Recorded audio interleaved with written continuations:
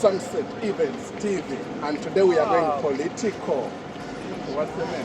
My name is Kamala Emmanuel. Nice to meet you. Nice to meet you. Nice to meet you. Yeah, great. Okay, where are you from? So I live in Currabee. How long have you lived in Paris? 5 years, I think. Five years. Yeah. What do you do? In Woodridge, I'm campaigning with the Socialist Alliance. We want to put people before profit. We think that the Labor Party isn't nearly good enough for the working class and poor people of the country.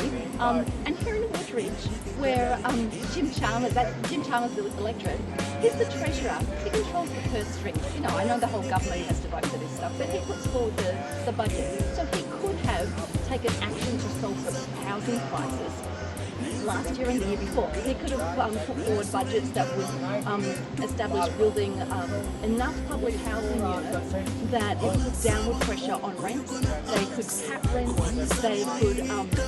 They could relieve the cost of living in other ways. But the most critical thing is making sure there's enough housing for everyone.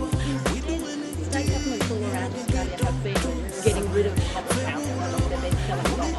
The federal government needs to intervene to establish a way of having more public housing. Good quality, beautiful. Not so that it's like stick it in, behind, stick out social problems in one place, and let people have, still have pretty, rough lives without services they need, and all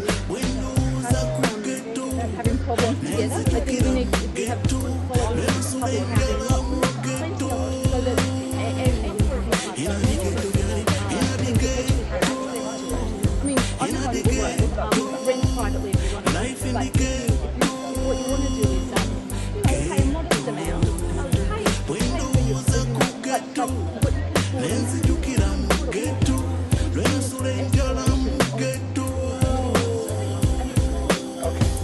sorry, I just... No, that's right. There is a school of thought that you guys always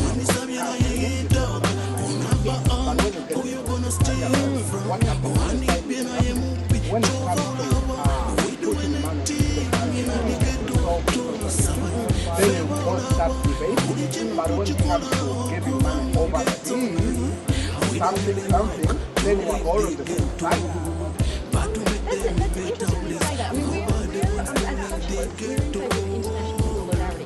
We're not in favour, we're definitely in favour of international solidarity. So we don't want to, we want to see a new form of global interaction based on mutual respect for law, and not based on the kind of stuff that the Australian government gives so-called aid to. It's often extremely exploitative. It's money that goes to a country, maybe to corrupt governments, maybe not, and it comes back to Australian corporations so that they get a product. And we think that our aid, our solidarity should be genuine. We should have it based not on, can we get an oil deal out? Can we rip you off? But the thing is, we may agree on that, but when you get into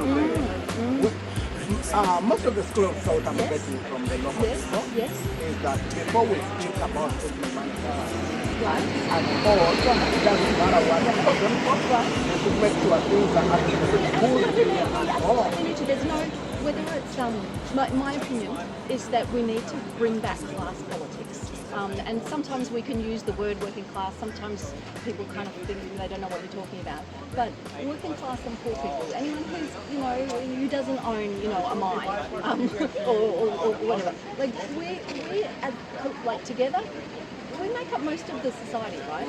But together, we are being put down and kind of encouraged to squabble among ourselves over not very much, where the biggest corporations are getting away. It's about at least a third of corporations don't pay tax.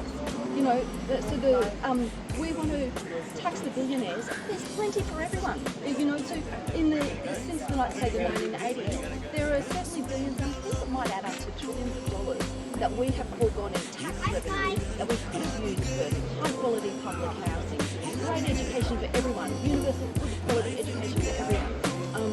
Public transport, all the things that are socially beneficial. And I'm with you, we need to do those things. We can't expect people to say,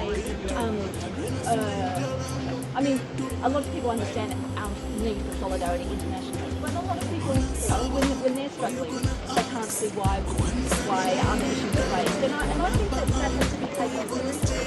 Not that we don't engage in. You can do a lot of things. As a government, you don't have to do only one thing. As a government, you don't have to do only one thing.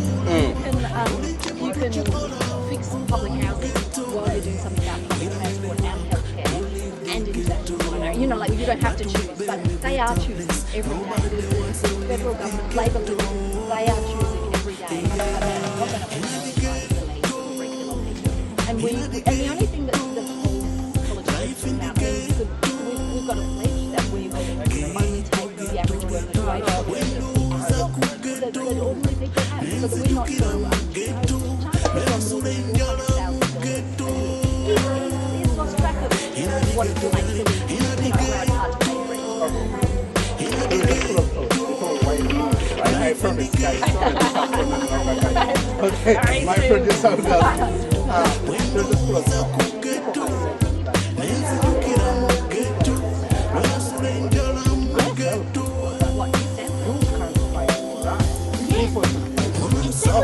Because we put our trust in Yah and then same thing happen. Okay, so what can we say about that? Our politics. So our idea is we don't trust Parliament. We don't trust Parliament. We want to create a new form of democracy, actually, where ordinary people are the ones making the decisions. And like I say, fighting for democracy, where we've had so far, socialist Parliament has had members of local councils, but not in the state Parliament. But where we've had those, even though we only have one person on the council, but they don't control the vote.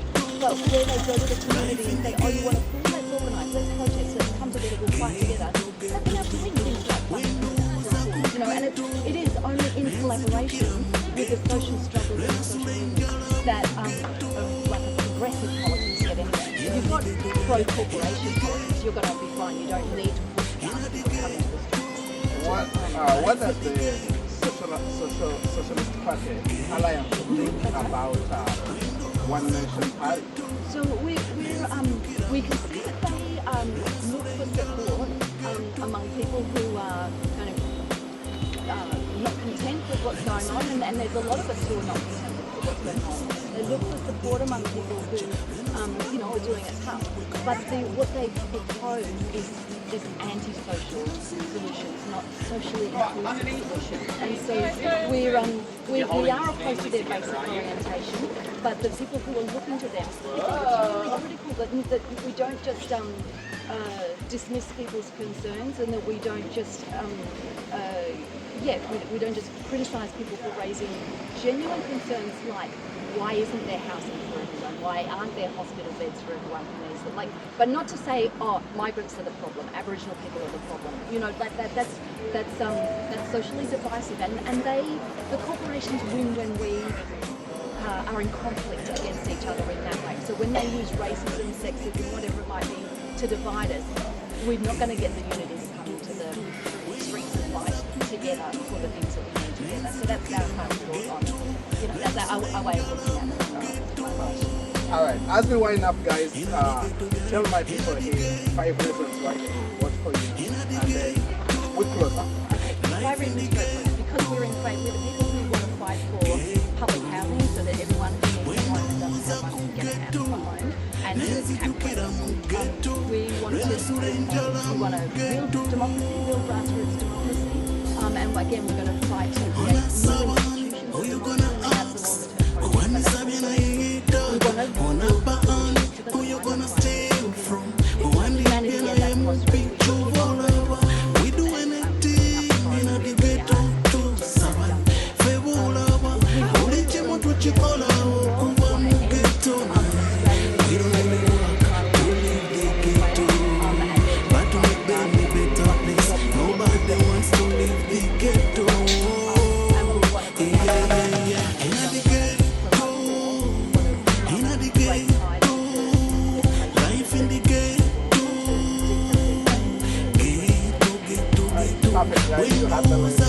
We see the ballot paper. Thank you so much. Appreciate the time.